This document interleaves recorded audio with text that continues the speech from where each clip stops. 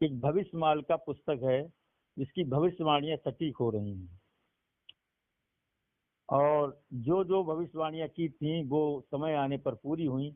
आगे आने वाले समय में ऐसा लग रहा है कि वो भविष्यवाणियां पूरी होंगी, जिसके आधार पर कलयुग की बारी समाप्त हो गई, सतयुग आने वाला है। और उसमें ऐसा बताया जा रहा है कि मात्र 33% जनसंख्या रह जाएगी। तो और वही लोग रह जाएंगे जो सत्य से जुड़े हुए हैं, जो सत्य से जुड़े हुए हैं, जिनकी वृत्तियां, जिनके भाव, जिनके विचार, जिनका मुख प्रभु की तरफ है, और जो संसार की तरफ भाग रहे हैं। तो हम आप खूब विचार करके देख लें, संसार की कोई भी चीज आपका साथ नहीं दे सकती। संसार में हमें पद प्रतिष्ठा, मान सम्मान, संसार के सगे संबंधी, संसार की प्यार मोहब्बत हमें अपनी तरफ खींच रही है, और उस तरफ हम खींचते हुए चले जा रहे हैं, लेकिन वो हमें मिलने वाली नहीं, वो स्थायी नहीं है, उनका वियोग होने वाला है। वो ऐसे समझो जैसे रेगिस्तान की रेत में हिरन प्यासा भाग रहा है।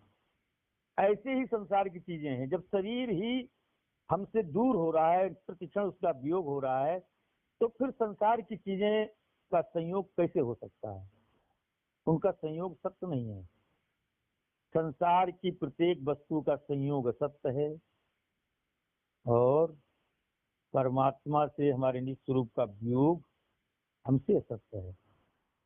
हम आप कोई मानव जीवन केवल इसीलिए मिला है कि इस जीवन को पा करके हम अपने निज स्वरूप का बोध करें, साक्षी भाव में जिएं।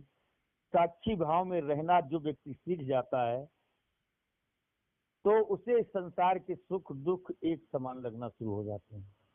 और अभी जो सत्संग चल रहा है, सत्संग में और साधना शिविर में एक विशेष बात सबको अवगत कराई जा रही है कि जिन चीजों को प्राप्त करने के लिए आप लोग संसार में भाग रहे हो, वो प्राप्त नहीं हो पा रही हैं। वो प्राप्त कैसे होंगी? संसार में बहुत सी कुछ चीजें ऐसी होती हैं जिन्हें हमें प्राप्त करना ही जरूरी है, लेकिन वो फिर भी प्राप्त नहीं हो पा रही हैं। तो वो कैसे प्राप्त होंगी, इसका तरीका बताया गया।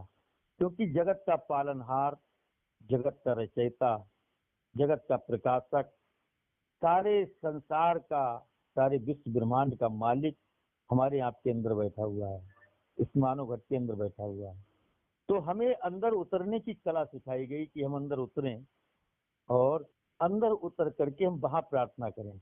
जब वहां की प्रार्थना सार्थक हो जाएगी, हमारी अरदास वहां पहुंच जाएगी, तो संसार में कोई काम ऐसा नहीं जो आपका हो ना जाए। लेकिन हम वहां अपनी कोई अरदास ही नहीं लगाते, वहां से दूर भाग रहे हैं।